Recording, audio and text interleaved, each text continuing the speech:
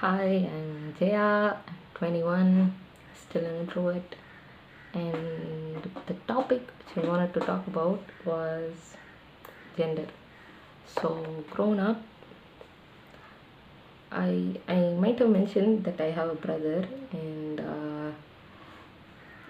my clothes were just usually used clothes of his, whatever t-shirts or trousers, and it doesn't really matter when you're children because you know you don't care, you wear whatever you want. And I guess I was a bit of a late bloomer. Fast forwarding to around 7th grade, I guess I was around 11 or 12. So this whole puberty takes place, right? Puberty, the coming of age scenario, the whole function, and I'm just kind of like already like I don't know what the fuck is going on. I've spoken to my friends about this. It's, I mean, I think it's like that to most girls. Like it's you never heard about it and it's out of nowhere. And like, what the fuck are you celebrating about? Sorry. So wait. So but you don't know what's going on. But you have to celebrate it in some sort of way. Like they make you wear saris, all sort of stuff. I'm like, okay, what difference does it make? It's just an outfit. And after that, there's this change where at least women around you, they make you out as some sort of creature. Like you have to be, you're like, you're not a child anymore, you're grown up, right? And you have to be careful and all that stuff. Like, and I'm like, I really don't see a difference. The only change I'm seeing is like physically. Why the fuck am I putting on so much damn weight? And that was like something hormonal. And like mentally, you're confused. What do you say? Like, uh, you're growing, uh, but you have a lot of unanswered questions, and that goes on till I'm like, what, even till the end of my teenage, actually till I'm 16 or 18. And it's just, oh god, I remember that whole stage is just me being an insecure. I didn't know what was going on with myself, right? You have a lot of questions and you don't know the answers to them. So at least at least around 18, that age, I'm realizing. So like, people, they see you as a girl, they expect you to act a certain way. Okay. Not like I care, but it's just, I'm saying in general. And they expect, what else, just so I'm just thinking of at least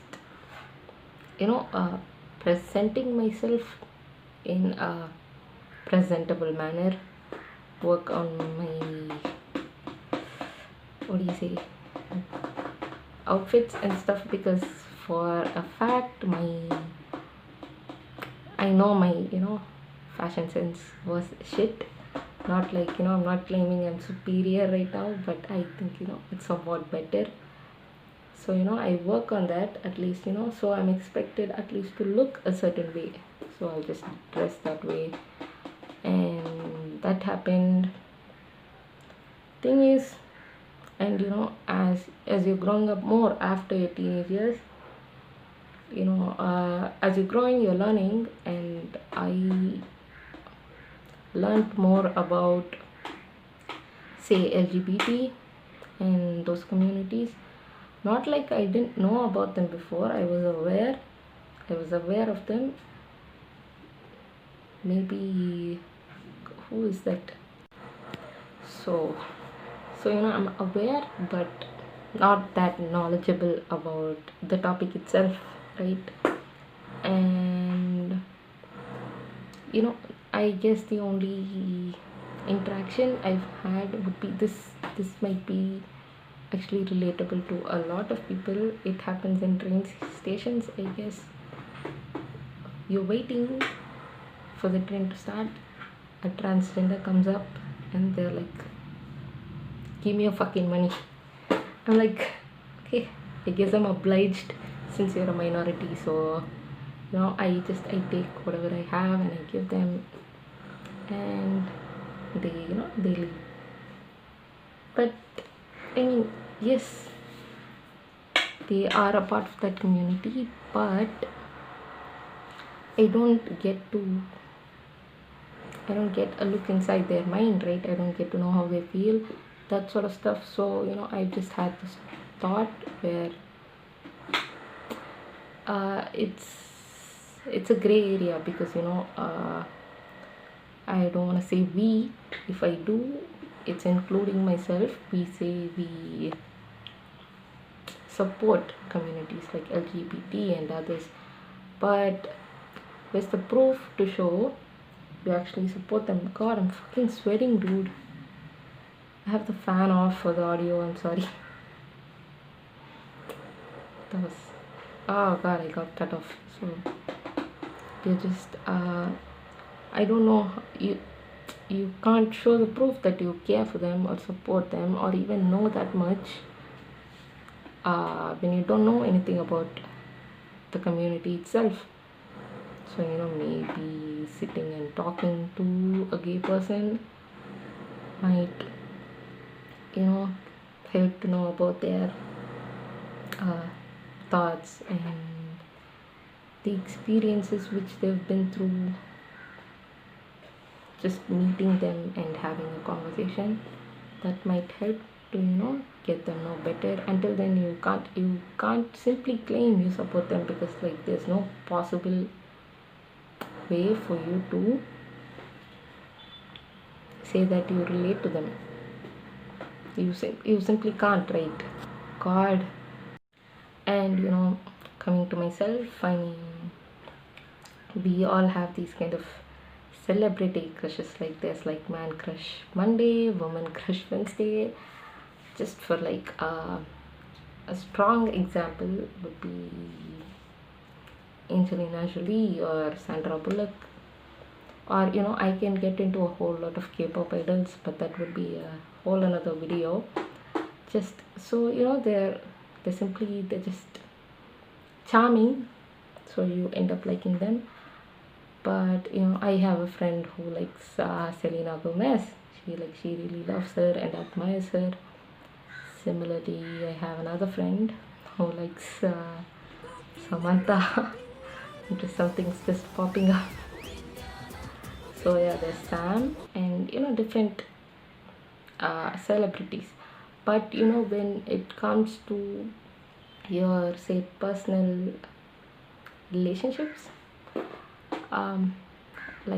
then how does it work? Because I feel like it gets a little bit more complicated, and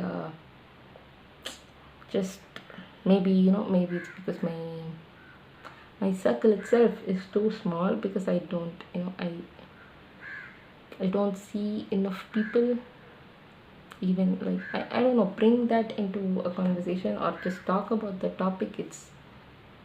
It's never happened.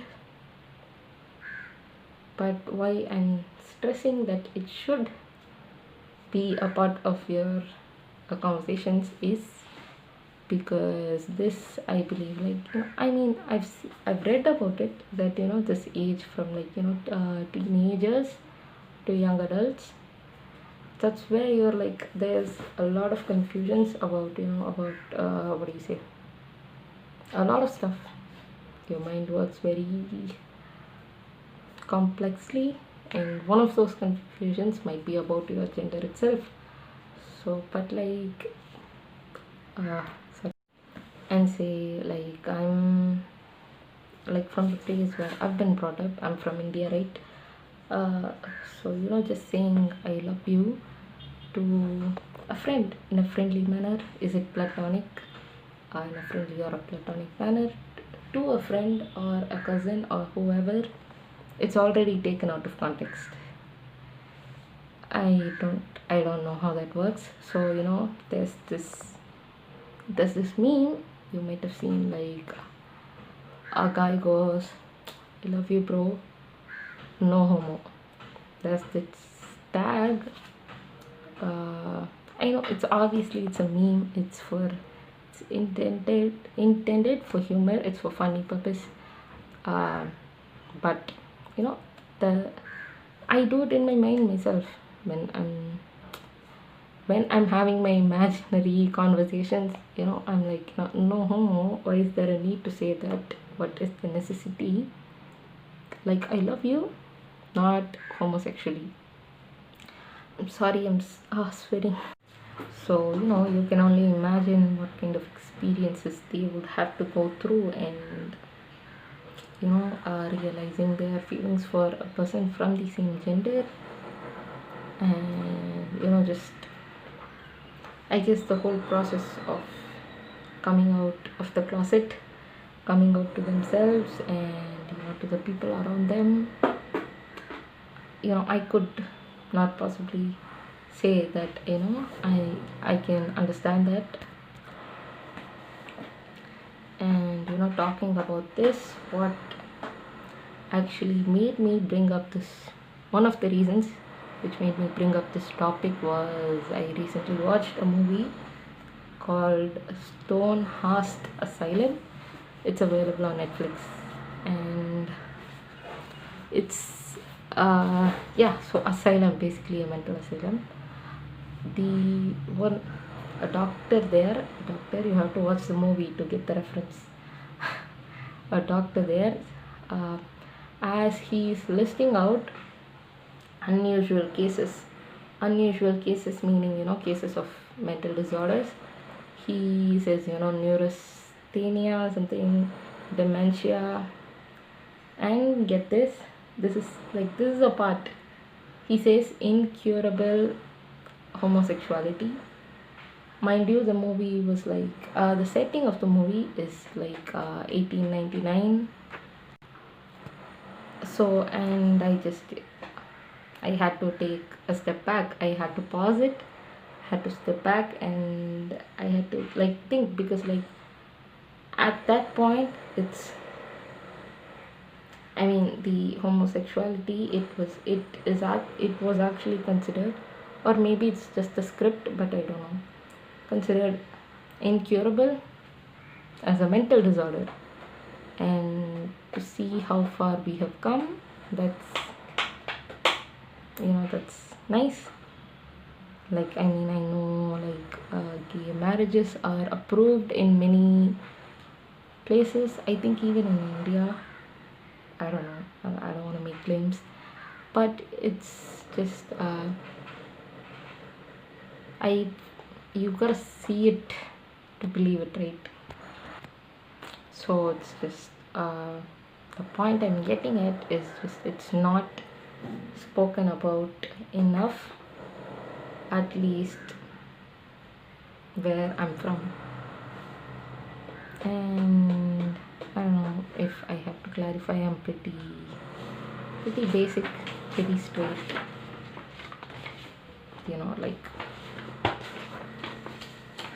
Falling for guys. You'll be like, ew, falling for guys. Just kidding. No offense to any guys. Ew. So it just makes me think and takes me to the point of just exploring yourself. Sorry. In many ways, because say in the average middle class Indian household, this would probably not even be considered an option. Say, for example, a boy grows up in an Indian household. He's growing up, he's becoming a man, a grown-up boy. You know that sorry, a man. So after he's grown up, he's getting married to a girl. That's it, right? Like, I don't know this. I probably have to research on this, but I don't know if there's been news of an Indian man getting married to another Indian man. Maybe it's not so public, maybe it's put under the rugs, and maybe it happens in secrecy. So that's just food for thought. Because I'm not aware of it, and one of the reasons is because it's not mainstream, right? It's still a far-stretched idea for me until it becomes normalized in the society around me. I don't know. Again, I guess you have to see it to believe it, and I guess that's all I wanted to talk about. God, I'm sweating so bad. Sorry. So it's just it's I would like it if it was brought up more for discussion, more talk around it, because I feel like, I don't know, it's not even considered a thing anymore. But I guess because of the lockdown and other stuff. But that's just something to think about. Just my 2 cents. And oh, I forgot. Shout out, shout out to my 2 friends who actually told me you should make videos. I'm like, thank you both of you. Why the hell not? I can try. And so thank you. And if you have watched me ramble about my internal conflicts and random thoughts, thanks for watching again, and I'll see you in another video if I make one. Until then, bye bye. It's Jaya. Peace out.